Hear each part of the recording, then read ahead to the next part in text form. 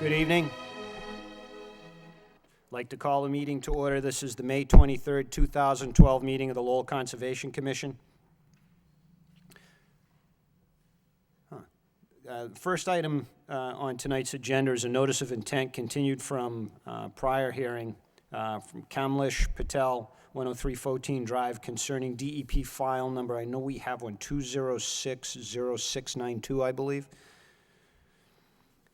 Project location is 103 Fotine Drive. It's construction of an enclosed porch and an open-air porch within 100-foot buffer zone to a bordering vegetated wetland. Aaron, do we know if they're coming in tonight? I know there weren't a lot of questions left from last week, and we were just pretty much waiting for a DEP file number on that. Yeah, we hadn't received any correspondence that they would not be, so the assumption was that they were going to participate in the meeting, so they're just maybe a little late. Maybe all right, why don't we, do I have a motion to take the next item out of order then? Motion to take the next item. Seconded. Any discussion? All in favor? Opposed? The ayes have it. Okay. Moving on. Certificate of Compliance. Edward Walsh, Lair Corporation, 30 Pleasant Street, concerning DEP file number 2060667, the project location being 119 Maple Street.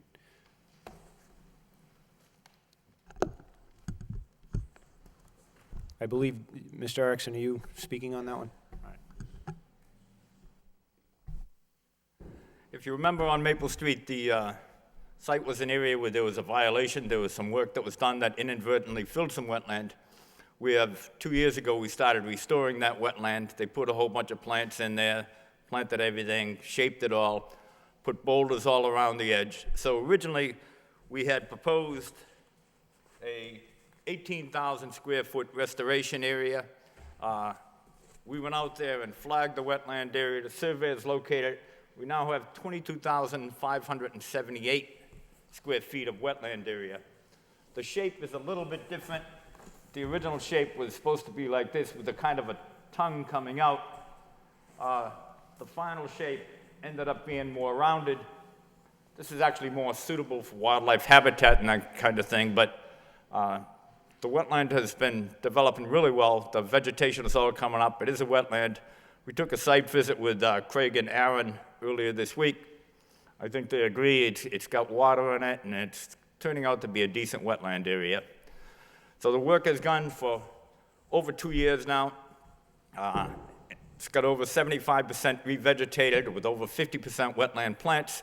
That is the criteria under the Wetland Protection Act, the performance standard for replication of a wetland area. So we meet all those requirements. We're looking for a certificate of compliance at this point.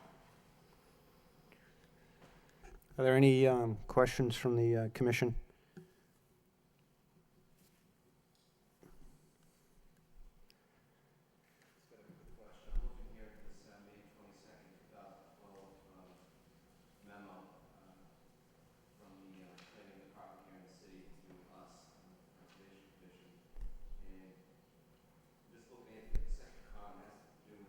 The original order of conditions was issued on March of 2011, and here we are in May of 2012. And the question is, typically we require, it's required 2 full seasons, and I'm just curious, in your professional opinion, I mean, it hasn't been 2 seasons, and I wasn't out there, but I mean, does it look? I think my understanding is that, you want to give 2 full seasons, so you have the opportunity to establish the vegetation, but if it comes up earlier and you can demonstrate that it's...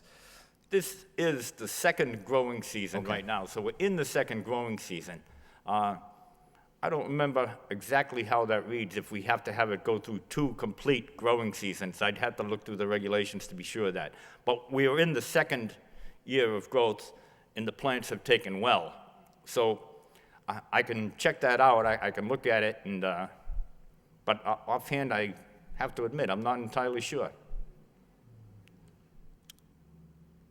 All right. No further questions at this point. Thank you.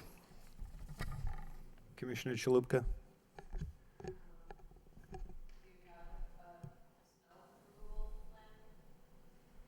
Pardon? Do you have a snow removal plan? For the wetland? No. For the, it's, you know, there's a lot of buildings. No, the offices. building has been existing and it's been in place for a long time. To my knowledge, there's no snow removal plan or anything else. But we did put boulders around the edge of the wetland so the snow wouldn't be plowed into the wetland. There's a ring of boulders along the whole edge, so you couldn't plow into the wetland if you wanted to. Okay. Yeah, if I may interject, and I believe Mr. Erickson alluded to this at the beginning, this was a situation where this Maple Street, this is off, it's in the Tanner Street area of the city. It's directly behind the Silresum Superfund site. You can't get access to it from that. This is sort of actually, the Silresum site's sort of behind this area. This was a situation where there was some alterations done by the property owner and to the wetland resource. There was some filling and some other alterations, and it came to the attention of the commission, and an enforcement order issued, I believe, or at least just a stop work order. That I'm not quite clear on. And over the course of, and probably a good year and a half ago now, a notice of intent was issued after the fact to take corrective action. I believe some of the corrective action was actually even done prior to the notice of intent even having been issued pursuant to the enforcement order. So this was just to reestablish and replicate lost resources. We were sort of hampered by the fact that we didn't know the condition of the wetland prior to the work having been done, because there was no engineering, and we were trying to rely on topography and just evidence that was out in the field to make a best guess as to what was going on. Did I summarize that appropriately? It matches my memory exactly. We did have old plans that showed a wetland boundary from probably 10 years ago. We had two sets of plans, and we took the most extensive wetland boundary that we had, and we set it up to replicate that amount. So yes, it was a historical filling. It happened a while ago, and it was a little difficult to recreate, but we have been working on it for 2 years now, despite the issuance of the order a year and a half ago, I guess it was.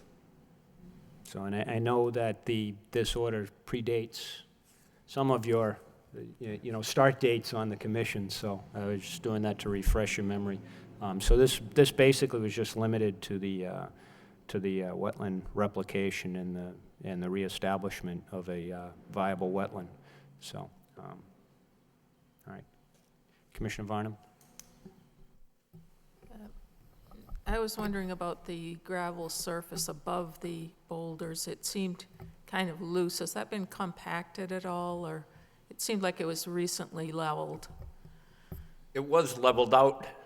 There was some work done on that, and it was compacted a little bit from machines running over it, but it wasn't deliberately compacted to keep it tight.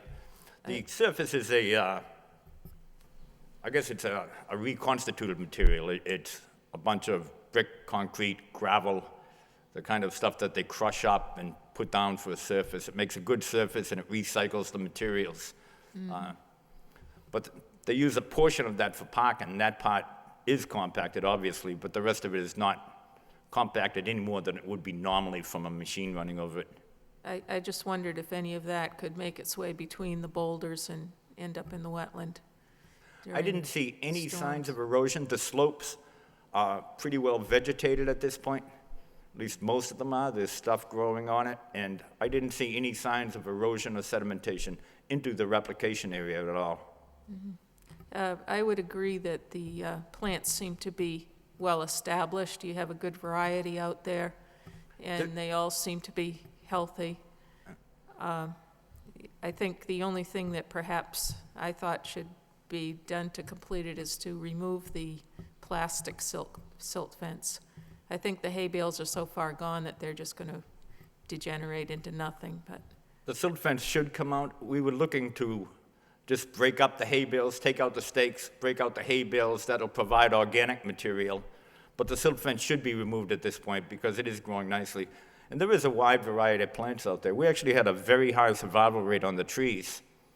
When you take a tree and you take a nursery-grown tree that's 12 or 15 feet high, inch-and-a-half caliper, and you put it into a wetland, well, it's been growing in a nursery under near ideal conditions. It's got a root ball that's 1.5 or 2 feet. You put it into a wetland, and a wetland, by definition, has a water table within a foot of the surface. Well, the roots won't grow in the water table. So typically, I see a 25 to 50% loss of tree plantings in a wetland replication area.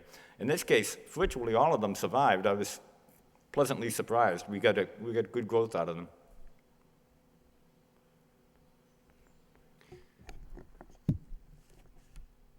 The two growing seasons, as alluded to by Commissioner Lovely, is something we've done in the past. Is there, and is actually part of the regulations. Is there a specific need for requesting the COC at this point in time? No, it's more peace of mind for the client. If you would prefer that we continue until I can verify that section of the regulations, then we could do that and continue it to a date undetermined, and we could review it again. I can go through the regulations and find that particular section, see if it requires 2 full growing seasons or if it's just into the second growing season. We don't have a problem with that. There's no particular necessity to get it. It's mainly that he knows that what he did was violation of the Wetland Protection Act. He wanted to correct it, make everything correct. Yeah, my understanding of the regulation is that it's through 2 full growing seasons. So that would indicate to me, 1 growing season, which would have been last year, and then we're just at the start of it now. So through this growing season. We could continue to an arbitrary date in the second meeting in September. That being said, I agree with Commissioner Varnum too. I was out there about a month ago now as part of the Tanner Street redevelopment and the CAC on that, and I went over there to see it, and I was kind of impressed. So as to how that turned out. So I think they did a good job. Commissioner Moore, Commissioner Lynch, Commissioner Bedrin. All right.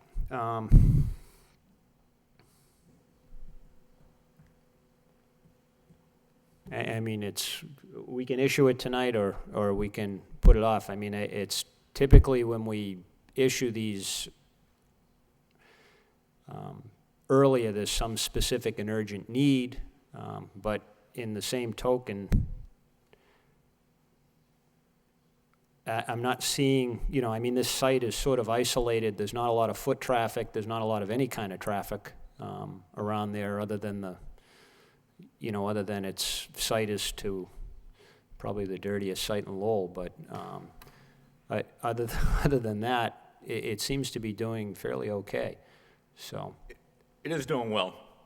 But no, we have no compelling reason to get the certificate of compliance. Again, it's only for my client's peace of mind. The work is done, everything's looking good. Let's get a certificate of compliance so that it's over and behind me. all right, well, I mean, let's start this with a motion, either 1 to put it off or 2 to issue the COC. So, I mean, I'd be comfortable with either, so.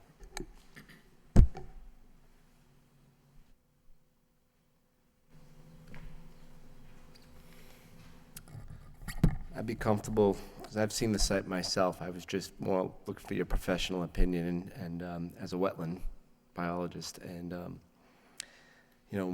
with what I've been hearing tonight, I'd offer a motion to issue the certificate of compliance. No reason to hold off any further. I guess the only, I don't know if it would be a condition on the certificate of compliance, but, just to make sure you follow through with the removal of those, silt fences that are out there. I don't think we need to kind of hold up the certificate of compliance for that, but we definitely want to make sure that gets done. So I guess just a straightforward motion to offer a certificate of compliance to the applicant. All right, do I have a second? Second. By Commissioner Varnum, any discussion? All in favor signify by saying aye. Commissioner Lovely? Aye. Commissioner Chaluka? Aye. Commissioner Varnum? Aye. Chair is yes. Commissioner Moore? Aye. Commissioner Lynch? Aye. And Commissioner Bedrin? Aye. All right. Thank you. It's unanimous. Thank you.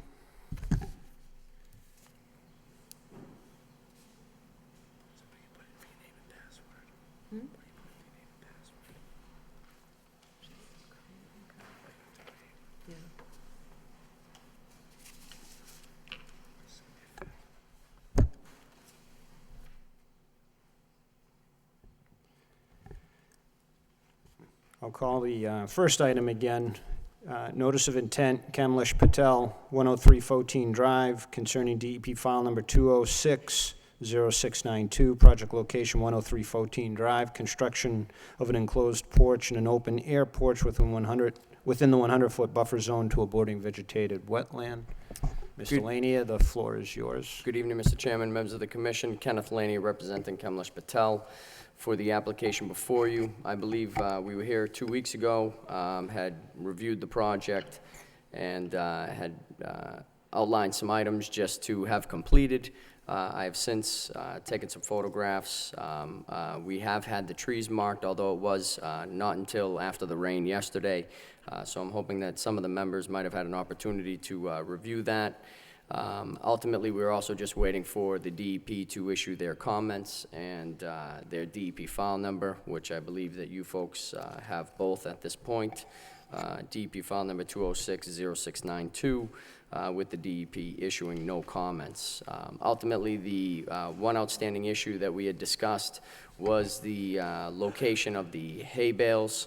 After we had left the meeting and I did take an opportunity to visit the site, the existing hay bales that were installed for the construction of the proposed addition that was done last year are actually still in location where they were demarcated on the original plan.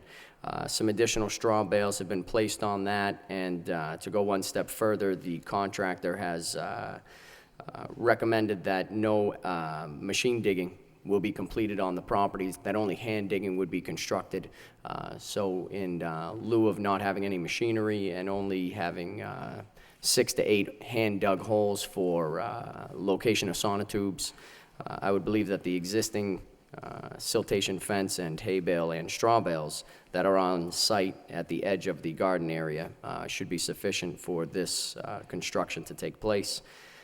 The trees themselves, really there was only 2 trees that were out in the site that I believe are of main concern to the homeowner. There's one birch right in the front, which is clearly dead at this point. The second tree is a little bit farther into the canopy. That tree itself is fairly large, although I did state that it was, leaning towards the house. I guess I misstated that at the last hearing. I know Louisa might have addressed that for me. I went out and just took a look at the base of that tree, though, and I think the concern that the homeowner has is that that tree is, in fact, rooting up towards the house. The roots themselves are actually fairly visible from the backside of the tree. And that is the tree that really is of main concern, seeing as the homeowner just spent a considerable amount of money on addition for the dwelling that this commission did approve and issue a COC for last year, and is looking to add some additional upgrades to their home this year. And I'd be glad to answer any questions at this time. All right, do I understand then that you're planning to, or you have or you're planning to put under this request, the hay bales in the same location as they were under the prior? I think actually, currently the hay bales are already installed on the property. They were the previous installation of hay bales for the approval that this commission granted approximately a year and a half ago. Okay, but those are mostly gone now. And they were, ultimately they're straw. They put straw hay bales back on after there was a concern at the last hearing that there was material placed over the edge of the stone wall. Mm-hmm. So I believe within a day or so, they reestablished the straw bales on top of the hay bales. The silt fence is still, in fact, in location. And there's probably a solid I would say 50 feet of garden area between where the porch addition is going to occur and the actual edge of the BVW. In addition, again, the contractor had stated during this week that he would have no problem having the condition placed on the project that no excavator or any type of machinery be utilized for the installation of the sonotubes. Okay. Now, and that was done in the last 2 weeks? Yes, sir. All right. Okay. Commissioner Lovely, any questions? No questions. Commissioner Chalupa? Commissioner Varnum? I was at the site today. I think there probably is very little chance of erosion from this new project as far as just putting in sonotubes. There is a area in the, just behind where the porch is going, the rear porch, that has been recently seeded, and I would hope that construction wouldn't disrupt that. The grass is up, but it's very, very sparse, and that's going to take a lot of babying to get it going. I would hope that maybe they could not disturb that, but that will need to be reseeded if it does get disturbed.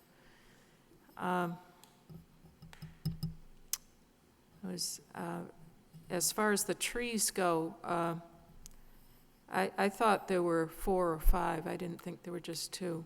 There are, I did state the 2 main ones that were of concern. I did locate, I believe it was 5 trees out on the site that were of concern for the homeowner. The main 2 that I'm concerned with are the location of the birch, and then directly behind the birch was that clump of 3 trees that when you look on the back side, what happens is there's an actual gully that kind of runs down and feeds that wetland that comes between the 2 back houses. And as that gully's running down, it's eroding the base of that tree area. And that is the highest tree in that, I guess, tree line, which, again, I do believe that should it fall over, it would definitely reach the house. So the concern would be just to, and again, if the commission does not want us to take the base out, the homeowner said as long as they shorten the tree so they can ensure that it doesn't hit their new house, they would be fine with that as well. I didn't feel that the tree would hit the house if it fell, and it's not leaning that direction either. There is another large birch on the left side of the driveway that isn't marked, and I would think that would be a concern because it's dead, rather than that large one is a red maple. There were several small ones which, when I looked at it, it seemed to me that it wasn't damaged trees. It seemed to me that perhaps they were looking for more sunlight for their garden. I mean, I don't have a problem meeting with you out there, Louise, or if, as part of the conditions before we take any trees down, just so we could come to an agreement. That would be fine if that's, something you would be interested in doing. Yeah, well, that's not a problem, but I'm just, I was a little puzzled because the dead tree that's probably about to fall on them, they didn't mark, and the tree that's We always can. alive and well, but probably, in my opinion, wouldn't hit the house anyway, is marked, so. I mean, it's not going to severely impact the number of trees in the wetlands, but I don't know, I could go either way with that.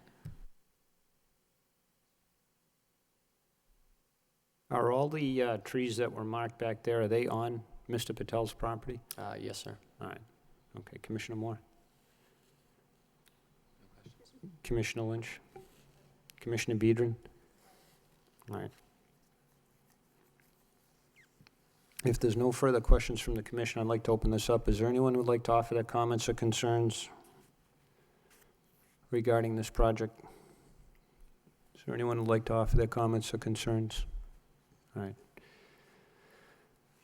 All right, Chair notes that no one's here to speak either for or against or offer any comments on this project other than the applicant's representative.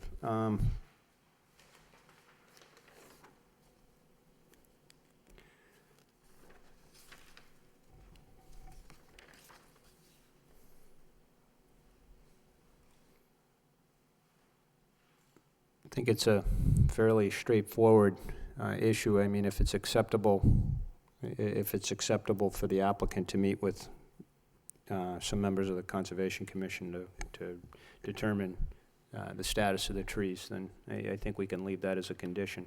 But if someone have a wants to problem with that. venture a motion, I think we can go forward on this. Do I have, before we do that, do I have a motion to close the public hearing? I'll offer a motion to close the public hearing. By Commissioner Lovely, seconded by Commissioner Chalupka. Any discussion? All in favor signify by saying aye. Aye. Opposed? The ayes have it. All right, no. I'll move to issue a Lowell standard order on this notice of intent.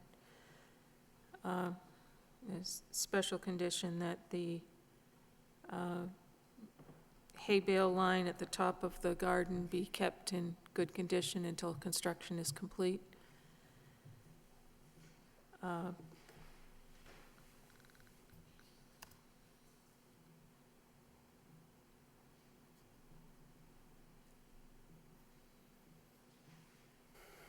That the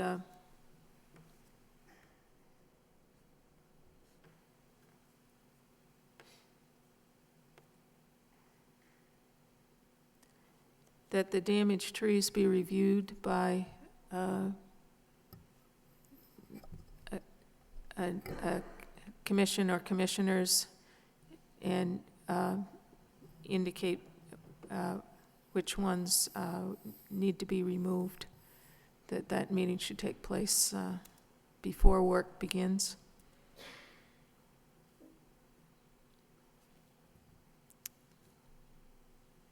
That's it. Do I have a second? Second. By Commissioner Lynch. Any discussion? All in favor signify by saying aye. Commissioner Lovely? Aye. Commissioner Chalupka? Commissioner Varnum? Yes. Chair is yes. Commissioner Moore? Aye. Commissioner Lynch? Aye. Commissioner Bedrin? Aye. All right. That's unanimous. Wonderful. Thank you very much. You have a good Thank you. evening. And schedule that with Aaron or with Absolutely. Craig, and look, soon, because you probably want to get started soon and Yeah, within next week, if that's all right. Okay. All right, great, thank Thank you you. very much. Moving on, another certificate of compliance, Lou Baldumas, regarding DEP file number 2060669. Project location is 32 Elger Drive. We actually did receive communication later today that the petitioner, the applicant, will be a little bit late. They had another meeting that was earlier. They're going to try to be here by 8. So if we can put that We off might be again, done too, by they may then. show up later. All right, let's table that. We'll move on. I'm going to take the request for emergency certification out of order because we have a room full of people here for that, and we can do the other business after that. This is last time we were here, we issued an emergency certification to remove the brush area at the 48 Townsend Avenue site, but apparently there's been some, I don't know, request for a change, so, well, let me read this out. It's request for, I would believe, a modification to the emergency certification, even though that's not on the agenda, for the Lowell Fire Department pursuant to a violation notice for brush piles issued on March 30th, 2012. Location is 48 Townsend Avenue in the rear of the temporary temple area. It's to withdraw existing emergency certification and reissue a substantially similar emergency certification due to minor site regrading as required by Mass DEP during a site visit on May 21, 2012. Mr. Erickson, the floor is yours. We had a site If you visit could out identify there. yourself for the record, I'm sorry. My name is Stephen Erickson from North Environmental Services. We had a site visit out there with DEP, Craig, Aaron, and the deputy fire chief.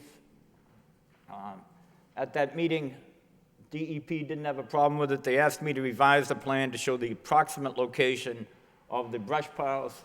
We have located those, put them on a plan. I have copies of that. We just put that together, so I have copies of that for the commission tonight. You'll just be getting them now, but we just want to go in and get a machine in there with a claw on it and pick up the material, toss it into dumpsters, and get it off-site to comply with the fire department. So what's different from the last time? Not much. Craig? What, is it- I mean, what are we here for tonight? I mean, we already did all of that. It's, We can provide some feedback for you if you wish on. all right, sure. Basically, the site visit, well, just back up quickly, there's a couple things that you probably noticed on your desks, and then something that was distributed out earlier. First, there's about 4 pictures, just to give you an image of the site going into, from Townsend and from the Elks, that shows the trees that were marked during the site visit on Monday that were proposed to be removed. You'll notice on one side, it's the access from the Elks. It's kind of hard to tell in the picture, but there's a berm, a fairly large berm, about 2.5, 3 feet tall. You can kind of see it just to the right of the one tree to be removed, that the applicant was proposing to remove or regrade. And it was communicated, or we reminded the applicant that the emergency certification that was issued was very specific in particular in grading, and that there was to be no regrading on the site. And so the request, what they're proposing to do requires actually, if the commission chooses to issue it, actually to vacate the original emergency certification and reissue it based on the revised plans. The site plan that we had handed out, I don't know if, it sounds like Mr. Erickson has brought additional plans, but the site plans show the areas where there is debris that was previously cut down and accumulated, the areas where it will be removed from. They're also identifying on that plan the trees that they proposed to be removed to provide access to the site for equipment. What's not showing on the plan and what was discussed at the meeting and agreed upon was that if they're to choose to go this route, that plans would be submitted showing where there would be regrading or actually removal of fill, or removal of material, an estimate of how much material would be removed, and then proposed regrading, where the regrading lines would be for the commission's consideration. We don't have those yet. We haven't seen the last 3 pieces of information yet, which is the amount of material that they propose to remove, locations of it, and what the regrading will be. If I could speak to that, the regrading is only to knock down a berm that prevents vehicular access to the property. We're just going to flatten that area out. It's less than 2 feet high.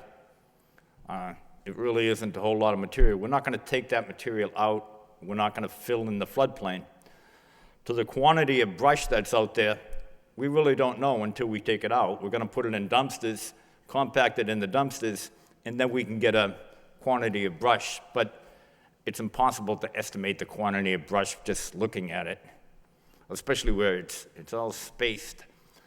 When we get it in dumpsters, we'll compact it, and we can give you that quantity when we're through. If I can just clarify, the quantity of material that DEP had requested be shown or provided, the information provided to the Conservation Commission, wasn't the brush that was to be removed. It was the material that needed to be regraded or removed from the site to provide access. So the removal of the soil where the berm is located, not all of the debris that's on the site.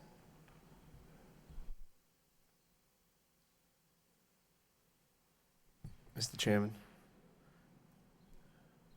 Yeah. I just got a question. To me, rather than getting stuck in a long process to get those answers, I mean, I'm just looking at this, I'm just curious, I mean, wouldn't it be that difficult to kind of estimate how many linear feet of berm we're talking about and how wide it is, and multiply it by 2 feet to come up with a cubic yardage, and that would be what we're talking about? I mean, you could do a back-of-the-envelope calculation for something like that. We're going to need 12 to 15 feet for access. It is about 2 feet high.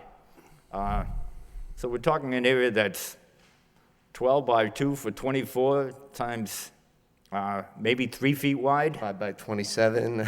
Right, and you've got the number, but it can't be more than a couple of cubic yards. Well, that's my point. It's that I would put this in the category of being a de minimis disturbance. I would agree. Unless I'm mistaken. You know, I mean, I'm trying to put context on, you know, the request that we quantify it somewhat, and I'm just saying, in my opinion, from what I see, I don't think it would be that difficult to do that. I think we kind of just did it informally right now. I just throw that out there for consideration. All right, can someone tell me why it has to be removed anyway? It was probably put there many years ago to No, prevent access. I don't care. You're talking a berm. Why does it have to be removed? I mean, Because it prevents vehicular access. We can't get a vehicle in there with the berm in the way. That's what it was intended for when it was put there.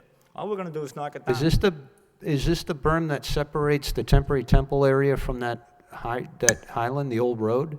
Is that the old cemetery road? Is that? No, it's a berm at the beginning of the end of the Elks parking lot, going to the area of the temporary temple. I could drive a car over that, and they're worried about getting trucks over there. I've got a four-wheel drive Jeep. They would go over that, no problem. They're worried about getting trucks over that thing? All we want to do is level it a little bit. It's not filling in the floodplain. It's not going to change the floodplain.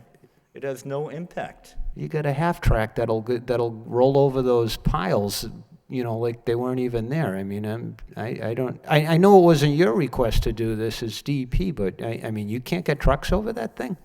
When the excavator goes over, it'll probably disappear to begin with. We're just telling you that we want to move that material to allow a vehicle to get in there.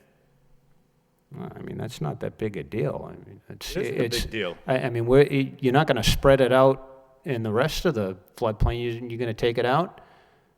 We could take it out if you want, but we were just going to run the machine across it and flatten it out.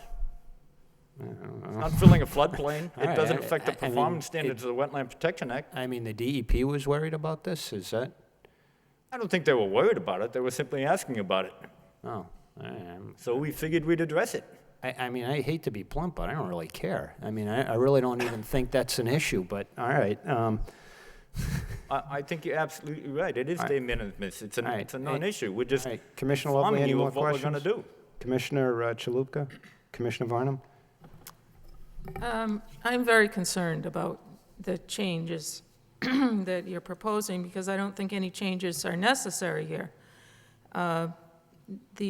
The pile that you're talking about that's at the end of the Elks parking lot, I would be willing to admit that that might be removed, but as far as flattening it out, I don't think that's the proper thing to do, because that's probably still floodplain right there.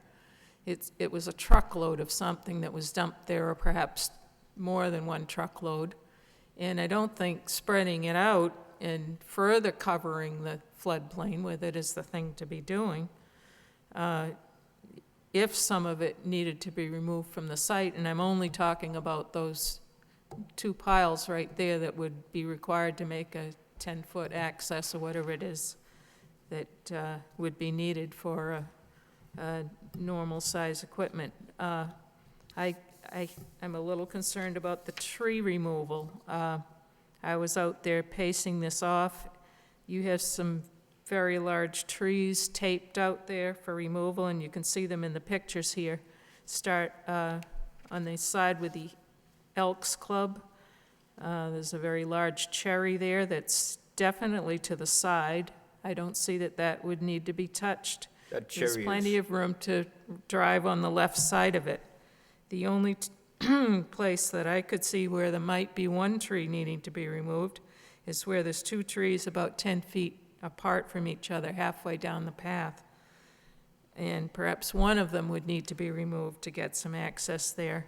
And there's also a 4 or 5 inch maple growing sort of out of one of these piles at the beginning of the path near the Elks parking lot that might need to be removed to get access in there. But other than that, I think your problem with access is not not the trees. I think it's the picture of the equipment that was proposed to go in here. And we were very clear in our special conditions on the emergency order that the only equipment allowed on site is to include small track-mounted equipment such as a bobcat, least invasive, nothing that will damage the soil or by nature of its size or weight cause regrading or damage to the soil. I thought that was reasonable. I thought we had all agreed to that at the last meeting.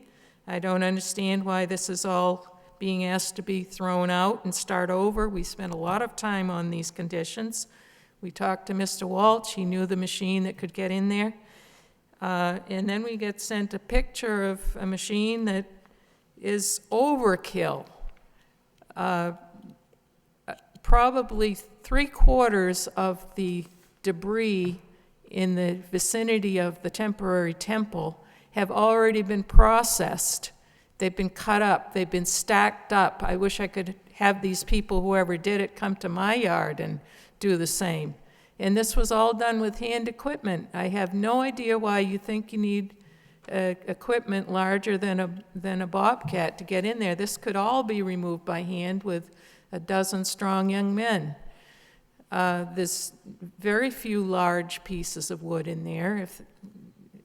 There's a couple of trunks I saw, but it's mostly brush of a small nature or limbs of trees. It's nothing huge. The damage that could be caused by the machine that you're proposing is just unbelievable to me. If you stand at that site and think about the size of that machine, you're going to end up with a site that's damaged for the people who want to use it. And then you're going to be coming back here and asking to regrade because there's all ruts in your site. We want a small piece of equipment that won't be leaving tracks, that can get in there and maneuver around those trees without having to take them down. And we have an outstanding appeal on this project. This is just a very small project to remove debris. What you're proposing, removing trees and making drives and things, that's something that perhaps was on your notice of intent, but it's not something that should be accomplished just by the side of fulfilling an emergency order. I don't think that was the intent. I'm concerned about the damage to the cemetery road. I think that should be protected with some kind of either a plywood set down or some kind of a heavy tarp or something, so that going over the cemetery road will not cause erosion or damage to it. I'm not interested in hearing somebody come back here and say, oh, well, you know, this happened, but we can fix it. I don't want anything to happen that has to be fixed out there. And you've also got a woodchuck living in the center of the cemetery road, which maybe needs to be taken into account so that you don't collapse him onto himself. My greatest concern is for the brush pile along the to the northwest of the cemetery, along the cemetery road there, because it appears that perhaps you'd have to be driving on the cemetery road to remove that particular one. But the rest of them, I'm pretty sure, can be removed without traveling back and forth across that road. I'm thinking of something small with a bucket that's larger than the thumb thing is what you want in there to get as much of that stuff. It's falling apart. It's not like a tree trunk. It's not like an elephant would pick up in the jungle.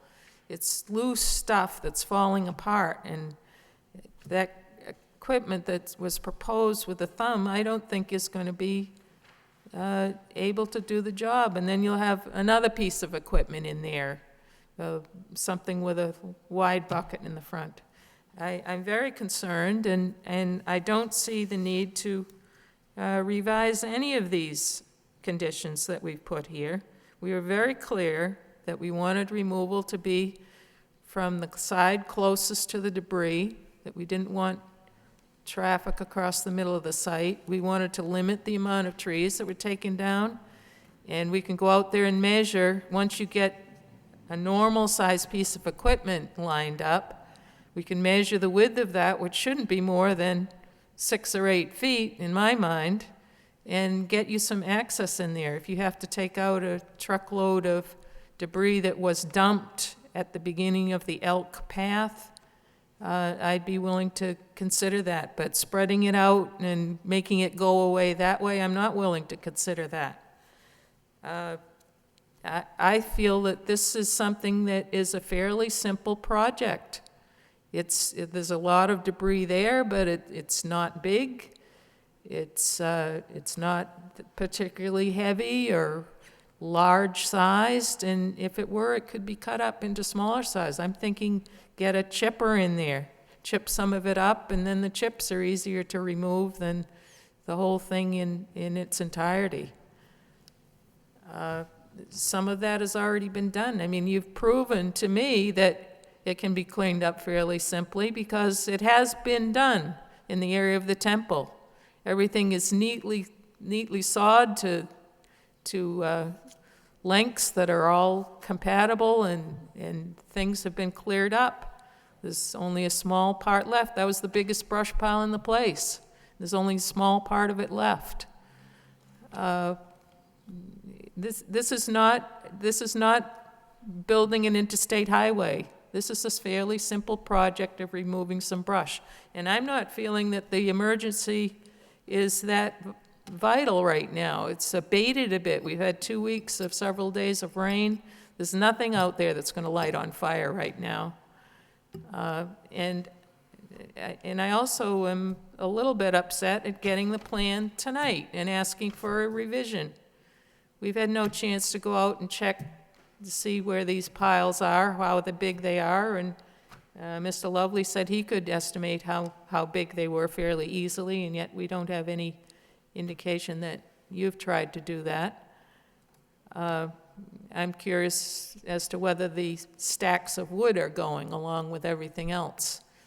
They're very nicely stacked, and it would be lovely to have a fire out there, but I think that's something the neighbors are concerned about.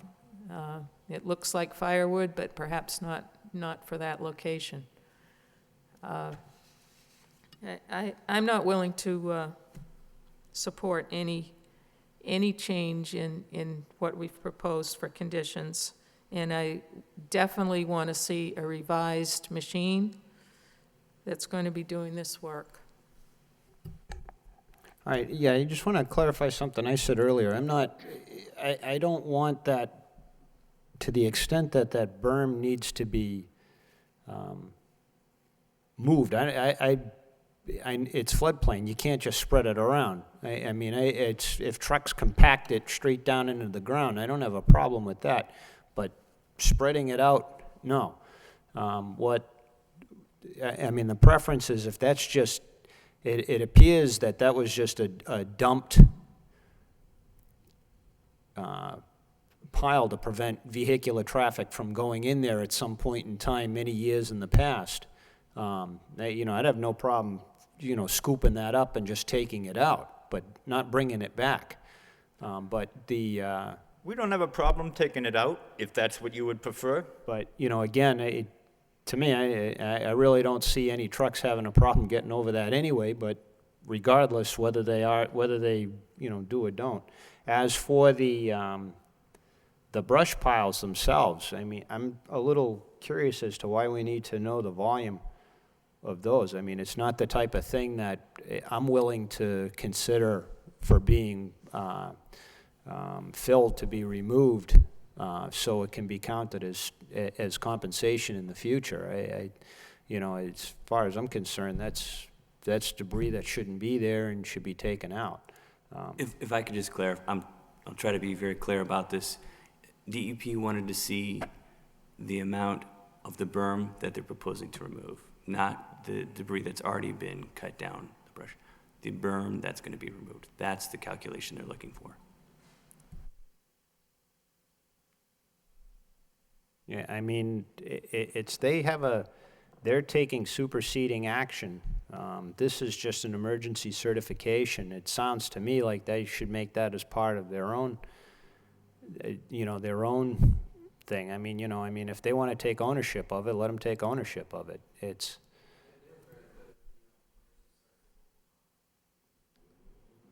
Yeah, well, yeah, I mean, we are, but the whole idea of an emergency certification is we don't, it's an emergency. We don't have time to be doing certain things that we would normally doing as part of the permitting process. I agree with Commissioner Varnum and it was somewhat true 2 weeks ago too, that I think that the so-called emergency may not be as exigent as it once perhaps was when the fire department issued the order. I don't want to second guess the fire department, as to their expertise in determining whether or not these piles constitute a fire hazard. But it has been wet.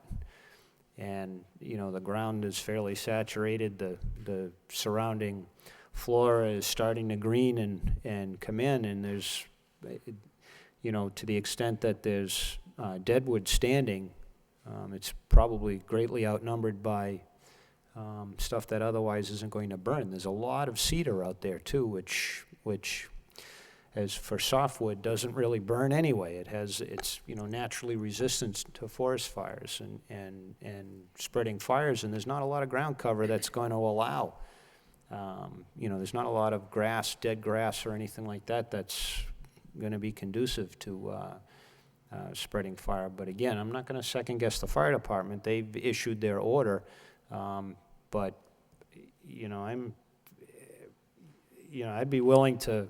I'd be willing to modify the existing order.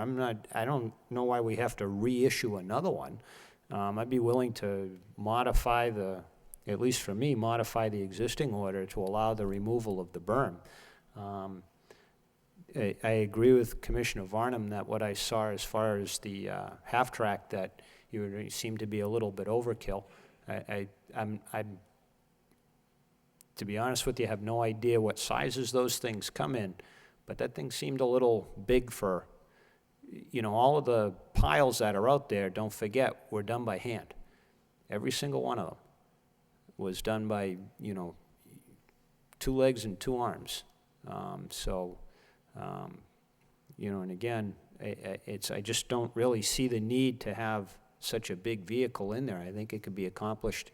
Thus my original comments about the Bobcats. Now, I know you want to get some sort of claw thing in there, but I've seen those things much smaller than that half-track that we got in the pictures. So, I think you could get something. That thing to me seemed like something you'd use to demolition, a building and then scoop it up into a roll-off or a truck or something like that. It didn't really seem like something that you could use to pick up 4-foot-long piles of bundled slash. So,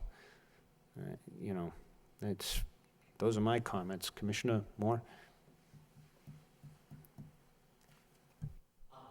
So, yeah, I share the concerns about the excavator. I seem to recall a mini excavator being discussed last time, and I thought we were talking 4 or 5 feet wide rather than size. And otherwise, the berm itself, is that actually on the property, or is it on the Elks property? It's on the easement approaching the property. We have a 40-foot wide easement that goes from Old Ferry onto the site. And that blocks part of the easement. And your easement rights extends as you do these modifications? That's correct. Commissioner Lynch? So there's been a lot of talk between the equipment that you want to use, and the commissioner was under the impression that it was going to be a lot smaller than the pictures that were proposed. And I don't think anybody's asked this yet, but why does your client want to use a bigger piece of equipment at this point than the smaller Bobcat version, say? This piece of equipment is not that big. It's approximately 10 to 12 feet wide and maybe 18 feet long. Right. The advantage to a track machine is specifically because it does less damage, because it distributes the weight over a wider area. So a track machine is advantageous to a tired machine. In a tire machine, the weight is compacted in a very narrow area. So a track machine does less damage. The cherry tree that you were talking about at the entryway is in fact ant infested. And if you looked at the base of the tree, you'd see a large pile of sawdust. That tree is a safety hazard to begin with. It should be taken down. The other trees that we need to get down to get the machine through are not big trees, and there's nothing in the Wetland Protection Act that says you can't take down a tree in the floodplain. So what we're doing is if we get the machine in there that we want, we can have that work done in probably a day. If I get a small machine in there, I'll have that thing running around for days, picking the stuff up, trying to reach to the top of a dumpster and put the stuff in. I want to get a dumpster on the site. I want to pull a truck in. I want to be able to pick up the stuff with the machine and get the machine out of there. Remember, we've paid for the machine by the hour. I want him to be there for the minimal amount of time. So it's more just to save time than anything else? Because I think they do have Bobcats that have the track on them instead of the tires, but it's more, like you're They do explaining, have the just track. more for time-saving measures. But a smaller machine will be running all over the place Right. more also. It's more likely to do damage than a larger machine. A larger machine will reach into the pile, pick it up, and it's done. It's Right. gone. Okay, thank you. Commissioner Bedrin? I agree with Commissioner Varnum. I think that the order that we gave you guys 2 weeks ago was sufficient. I think instead of spending your time coming back to us, you could have spent those 2 weeks and actually started clearing. And within 2 weeks, you could have maybe been done by now. I think that you do have to remember that you do have this emergency certification from the fire department that I think expires May 31st. Is that what it was? That's correct. Yeah, so it's like. It has to be completed by then. Completed. So, I mean, you could have spent those 2 weeks and this could be done by now. I don't know why we're still, It should have been done by now. We were here to get permission from this commission. which we gave you 2 weeks ago at the meeting. So I guess I think we just got to hurry up and remember that you are, again, under that emergency certification and that needs to be What abided we're by. looking at is not an environmental disaster. It's not a violation of the Wetland Protection Act. It does not have anything to do with the performance standards of the Wetland Protection Act. The fire department told us that we've got to move this material. We're looking for the most efficient and quickest way to do it. We just want to remove the material. This is not doing any environmental damage whatsoever. To think that it is overreach. Well, it is when you're cutting down trees that we don't think is necessary. So, again, I think the order of conditions that we set forth 2 weeks ago was sufficient. The performance standards for a floodplain, and that's what this is, a floodplain, relates only to a volume of fill. If I put a cubic foot of fill in the floodplain, I have to take a cubic foot out at the same elevation. The performance standards don't address cutting of trees. The Wetland Protection Act, under the section for bordering vegetative wetland, considers cutting trees a violation of the Wetland Protection Act. Cutting trees in a floodplain is not a violation of the Wetland Protection Act. And it's necessary at times. They do own the trees. Just as on your property, if you want to cut down a tree and it's not going to be in a wetland area, you own that tree. You have the right to cut down that tree. And in fact, there's a specific exemption for cutting down 50% of the timber in a wetland area if you're going to use it for your own use.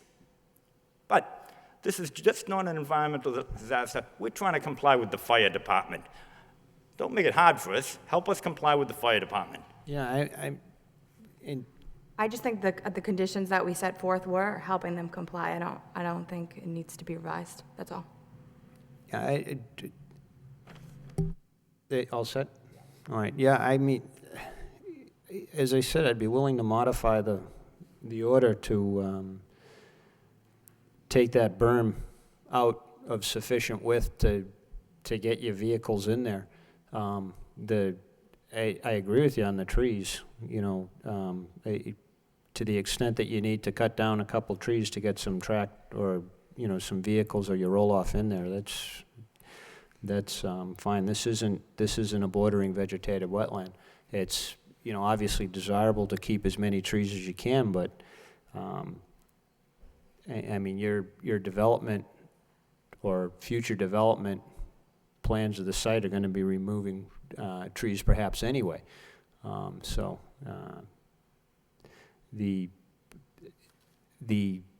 you know, this isn't here necessarily, Mr. Erickson, on a order. It's on an emergency order, so there's a little bit of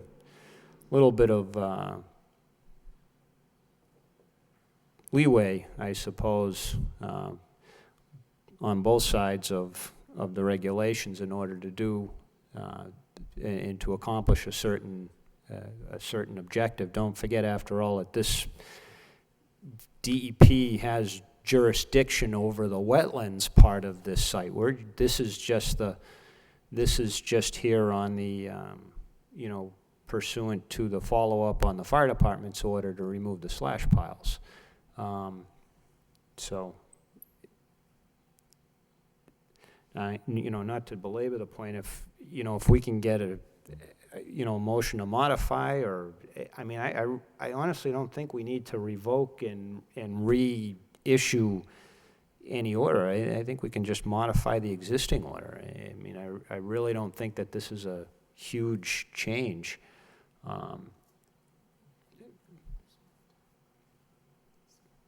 To this particular order, so, you know, that being said, I'd like to get it done, just like you. I mean, let's get this thing done.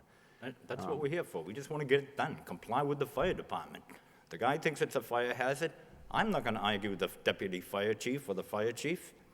Yeah, I mean, what's the pleasure of the board? Let's put a motion on the table to at least discuss it.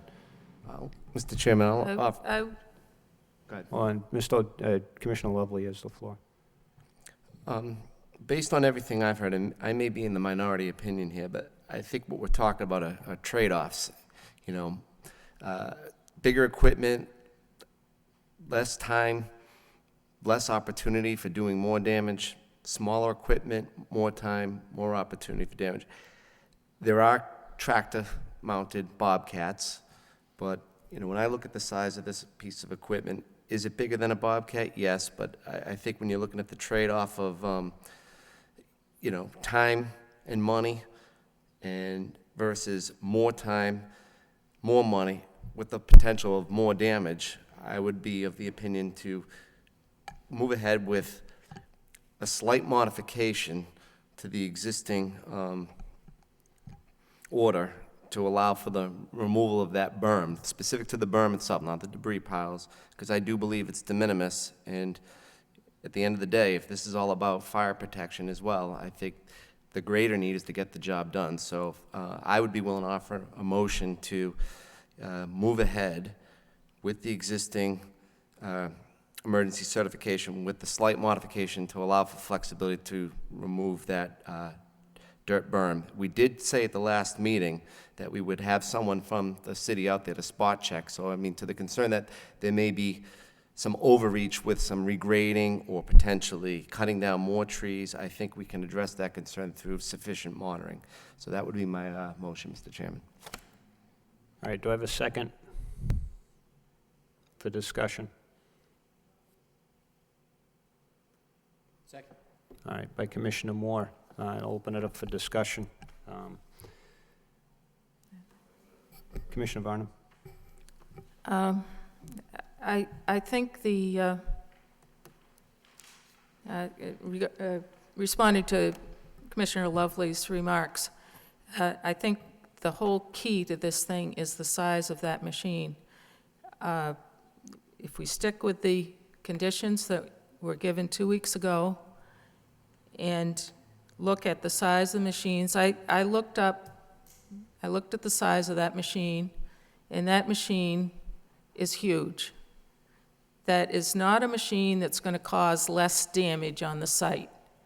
You may think it's going to save you money because it's going to charge through there and do everything fast, but that machine is going to cause a disaster on that site. You need to comply with the conditions that you've been given, the special conditions on the emergency order, and get a small machine in there. If it takes a week, so be it. But that's the key to the whole thing. You don't need to take down so many trees. I have a problem with taking down trees when you're under an appeal. I think that the tree taking down is not necessary. We need to hear back from the appeal. This is just a spot thing. Take the brush out of there. This is not something where we're going to clear a road or something like that. You will have the access if you downsize your machine to a reasonable size that can get in there, do the work. And we don't want to talk about a machine that's 10 tons or something like that. How can you say that that would cause less damage than a Bobcat? The Bobcat going 10 times wouldn't cause as much damage as a machine that size going once. And that's the whole key to the thing. We need to stick to our condition that no equipment that size will be used, that it should be a Bobcat or something of that size. I would go along with having that berm, that pile of dirt at the beginning removed, but I'm still not anxious to have all of those trees removed. That needs to be rechecked by the commission. And the commission has been out of the loop. This is the first I saw of this. I heard nothing till you spoke tonight. We're supposed to have all our materials before the meeting. We're supposed to be able to study them. And yet we're continually being given materials from your proponent at the meeting and asked for a decision. This is an important project, and I don't appreciate, I wasn't invited to the Monday meeting. And that mystifies me as well as why a couple of commissioners weren't asked to go out. I have no idea why you went to DEP when this was something that was before the Lowell Conservation Commission. And I'm pretty much mystified by that. I could have been there in 5 minutes if I'd known about it. And I would have been able to give my input then. I would have been able to hear what your proposal was. I'm hearing this tonight, and it's not sitting well with me. All right, I don't want to speak for the applicant, but I think I can address some of those issues. I think the plan, and I guess it's no mystery to me that I'm loath to receive plans on the same night of a hearing. I think we've had issues in this particular project, but I mean,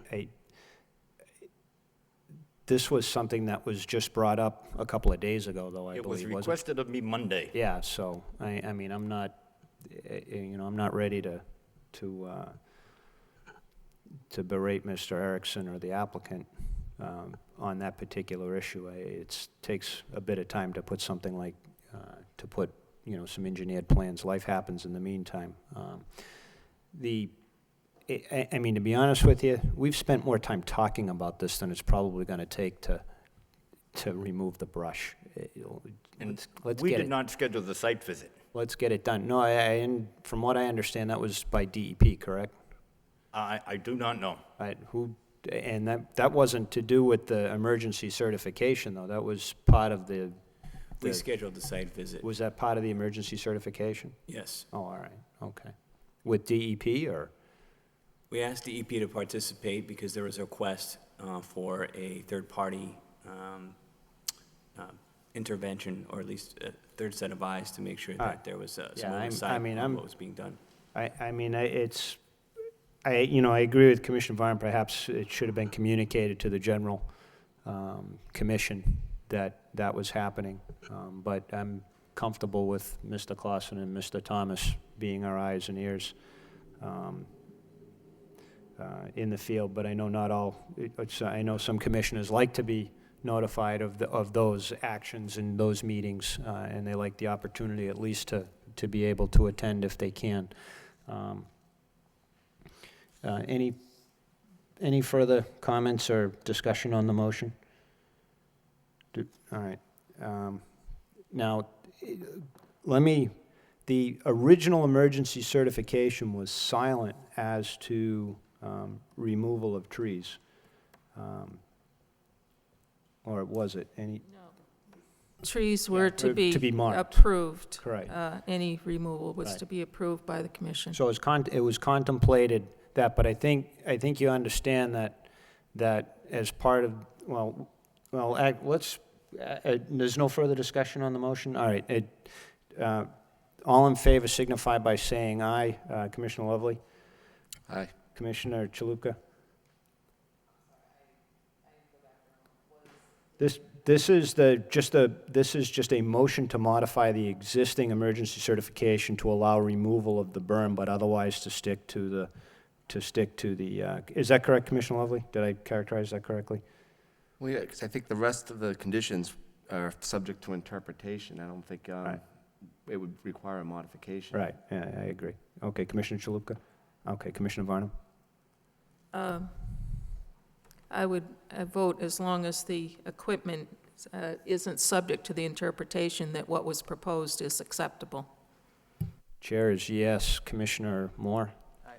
Commissioner Lynch? Aye. Commissioner Bedrin? And is this just a bituminous berm that we're talking about?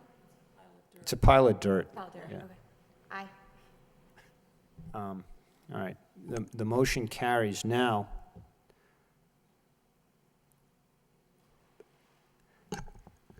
Now, as far as the tree cutting goes, again, it should be limited to what's absolutely necessary to get the equipment in there. And I think that was contemplated as part of the original order.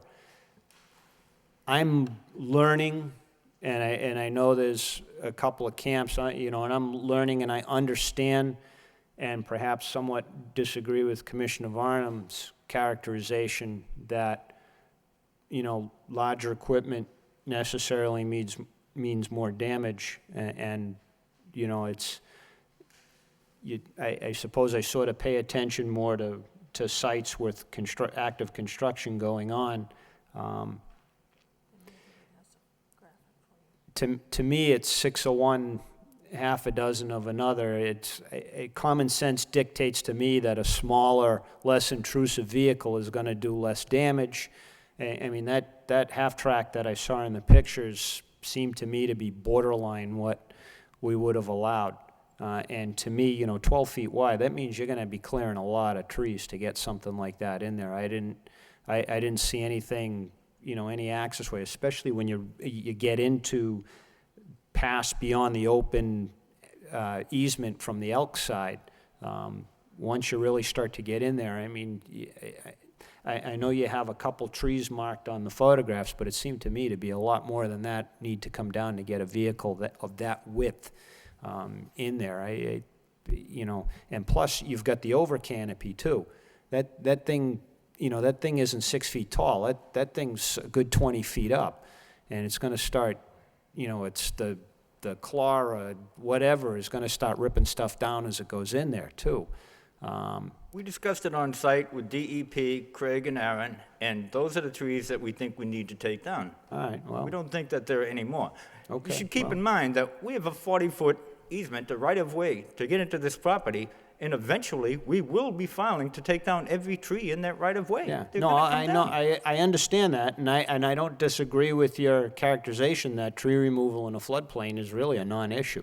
I mean, it is to the extent that, you're clear cutting, but to the extent that you're just taking down a tree here and there, it's really within your purview to do that. But again, this isn't, and thus my comment earlier, this isn't an order of conditions. This isn't work to be done in a floodplain. This is, well, it is, but this is part of an emergency certification. It's very limited in scope in order to satisfy an order from the fire department. That as far as the actual work on the site goes, we no longer have jurisdiction over that. The DEP does. So we have to be very careful about what we allow under the emergency certification as opposed to just other general work that's allowable on the site.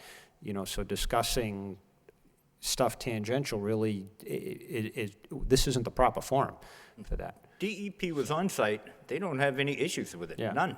Yeah, so. They don't care. They would prefer that we got the material out. This commission has always wanted us to get that material out. Yeah, I We mean, want to get the material out. I think we're good to go. We're not at odds with each other. We want to get the material out of there. Yeah, so. I would like to point out one thing, though, now that we're talking about tree removal and what was discussed on the site. The pictures that were provided to you that show the trees that were marked are the only trees that were marked and discussed removal during the site visit. So there were a total of 10, 5 at the access entry points. If you look at the plans, there's quite a bit more identified on that, so that I would like that to be addressed tonight, because what we understood on the site was that there were 10 at most. So the in-person visit, it was proposed to remove 10, but now the plans that we're getting have a lot more. See, again, that's something that should be discussed as part of the DEP appeal and not this. We don't have, the emergency certification that was issued was only to remove what was absolutely necessary. And if 10 trees was absolutely necessary to remove to get the equipment in there, then that's all that's coming down for now. Otherwise, you take that up with the DEP and you get a That's all we're permit from trying to them do. to take down more, because they're the ones that have the jurisdiction, not us. So. I don't really think this needs to be discussed anymore. I mean, I'm not taking any comments on this tonight. I want to move this along. So this isn't part of the public hearing. All right, we have a motion. We have the motion. The motion's been voted on. You'll be working with, Aaron and Craig, and, send it out if any other commission members want to get out there. But I think we're pretty clear as to what needs to be done. Get a piece of equipment in there that can do the job, the smallest piece of equipment that you can get in there to do that, to effectively do that job and not be in there for, an extended period of time. And take down, under the emergency certification. If you want to take down more trees, you take that up with the DEP, not with us. Take down just, the bare minimum, and if it was indicated 10, then 10 it is. If you need to take down 11, you talk to Craig and Aaron, and to take down the 11th or 12th or whatever it is. But right now, that's all that's going to be allowed under the emergency certification. I'm done. I'm going to call the next. Yeah. Go ahead. I'm a little concerned in the way you just stated the equipment issue. You said the smallest one that can get in there and do the job in the shortest amount of time, and that's what they've been saying, they need the big equipment. I think we want the smallest equipment that can do the job, period, and not worry about the time. Yeah, well, that's what the order says. It says the smallest piece of Right, equipment that but- can do the job. But the way you stated it, it would have allowed them to use a larger piece of equipment, I believe. Well, no, I don't think so. I think, I mean, I was the one who said a Bobcat right from the start. Right. You know, and Okay, I agree with that. So, I mean, it's just, and I've, since learned that half-tracks are less intrusive, but I wasn't envisioning the thing from, the Destructo movies that have these huge robots. I mean, I was kind of thinking you were gonna get something a little bit smaller to go in there, okay? I thought that, I agree with Commissioner Varnum that seemed to me to be a bit of an overkill with that, what was it, a Hyundai tractor that we saw? Yeah, in the pictures, so. It was a Hyundai that weighs 38,000 pounds. Okay, yeah, I mean, to me, that seemed to be a little big, or quite a bit big. All right. Nothing further? All right. I again, work with, I know you were out there on Monday, but if you indicated to them it was 10 trees, then it's 10 trees. And that's with a 12-foot wide. There were more than 10 trees marked on the plan, and more than 10 trees that we talked Marked on the about on plan, site. but not with Craig and Aaron. Again, if, Mr. Erickson, if you want to take down more trees, take that up with the DEP, not as part of the emergency certification. The trees are marked on the plan. no. It's, no. But not all those trees are marked on the site, Mr. Erickson. I'll take it up with DEP.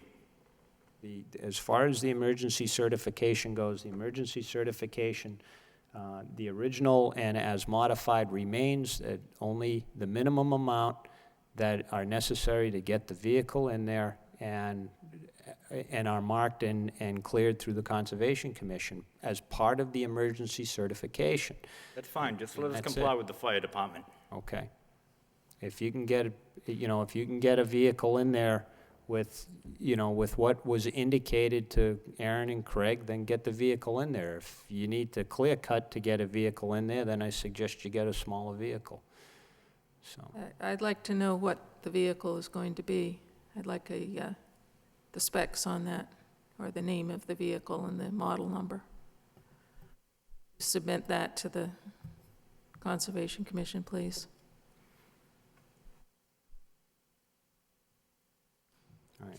all right. I'm good. Yeah.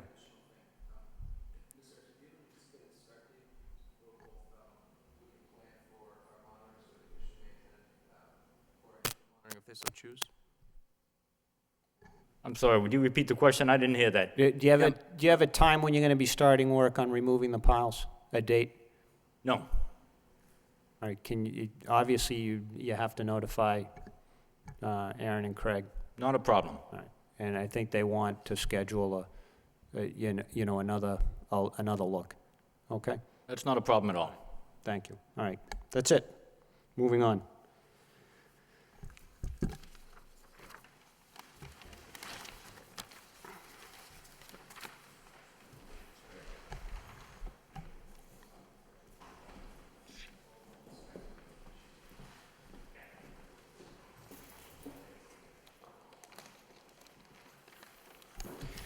Moving on, Certificate of Compliance, Lou Baldumas, concerning DEP file number 206-0669. Project location is 32 Elger Drive.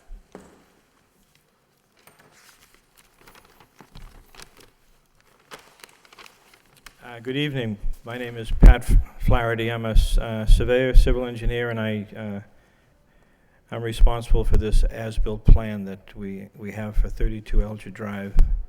We're looking for a certificate of compliance. I don't, you have drawings in front of you, but the situation out there is that the lawns are all established, and it's time to take the hay bales and the silt fence out and finish making the place look good. There's very little left other than that.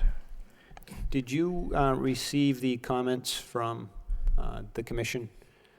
No, I didn't Our get any. administrator regarding I didn't get this? an email. I was expecting an email, but I didn't get Any it. potential signage? And there was one issue that's really not necessarily, it's not a commission issue. There was some discussion as to making the driveway comply to the zoning. And again, that's not our issue, so I don't know, and it's not in the, it's not in the BVW, so, and it's not in the buffer zone, so it's really a non-issue for us, but it was brought up by the DPD as Right. part of completion of the project, so. I can pass that on to the builder. He was going to be here tonight, but he has a conflict, so. All right. We've used signage in the past in particular sites. Do any of the neighboring properties have signage? I don't believe they do, so, I mean, I'm not, I don't, anyway, I'll open this up to the commission. Commissioner Lovely, any questions? Not at this time. All right, Commissioner Chaluka?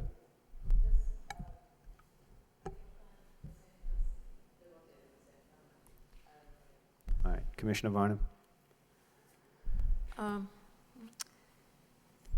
Is there any plan to do any further clearing within the buffer zone, the 50-foot buffer zone?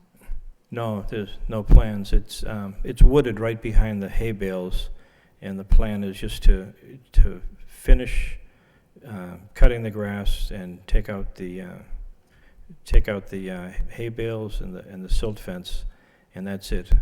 There's no plans by the builder, and not as far as I know, no plans by the owner. The place has been sold, so.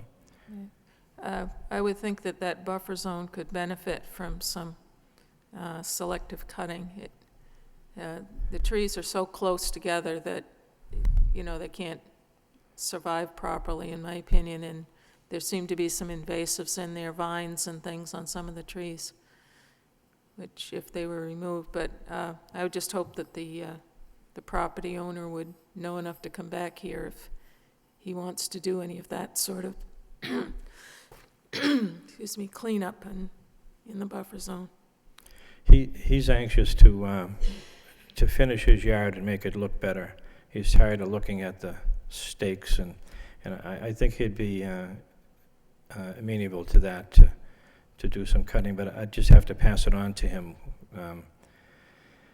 Rainbow Builders is not involved other than to take out the hay bales right now. I understand what you're saying, though. The homeowner may even be watching tonight, so, Commissioner Moore? Commissioner Lynch? Commissioner Bedrin? All right. I unfortunately didn't get a chance to go out and look at this project. And so I know some of you have, so it's, I know it has been through 2 growing seasons, so, and from what I understand, the site is fairly established, but the comment that Commissioner Varnum made is a valid one, that wooded area towards the north side, the northwest side of the property in the back, Yes. could probably use some opening up a little bit. But that to the extent that the homeowner wants to do that they should contact the Conservation Commission, because that is in bordering vegetated wetland. Yes. That they should contact us prior to doing any such work in that area. Contact the commission, or perhaps its agents, or? Yeah, Yeah, the okay, commission. yeah, Yes. all right, Okay. all right. All I'll right, pass that on. Do I have without any further questions from the commission, do I have a motion on this one? Motion to order, motion to issue the certificate of compliance? All right, by Commissioner Bedrin, do I have a second? Any further discussion? All in favor signify by saying aye. Commissioner Lynch? Aye. Commissioner Bedrin? Commissioner Moore? Chair is yes. Commissioner Varnum? Aye. Commissioner Chalupka? Commissioner Lovely? All in favor? Unanimous? All right, Thank you very much for your time. thank you.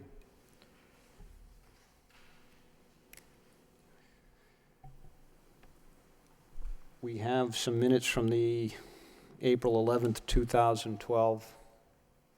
I reviewed them a couple days ago and suggested some changes.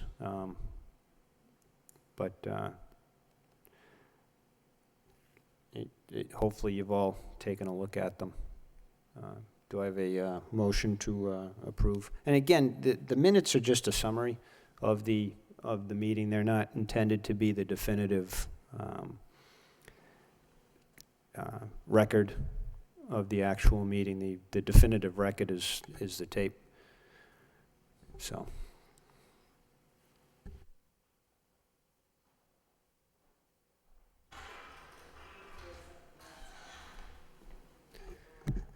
All right, by Commissioner Chalupka, do I have a second? Second. By Commissioner Moore. Any discussion? All in favor signify by saying aye. Any opposed? The ayes have it. All right. Do I have a motion to adjourn? Motion to adjourn. By Commissioner Lovely, seconded by Second. Commissioner Bedrin. Any discussion? All in favor signify by saying aye. Opposed? The ayes have it. And good night. We have a couple things to sign before you go.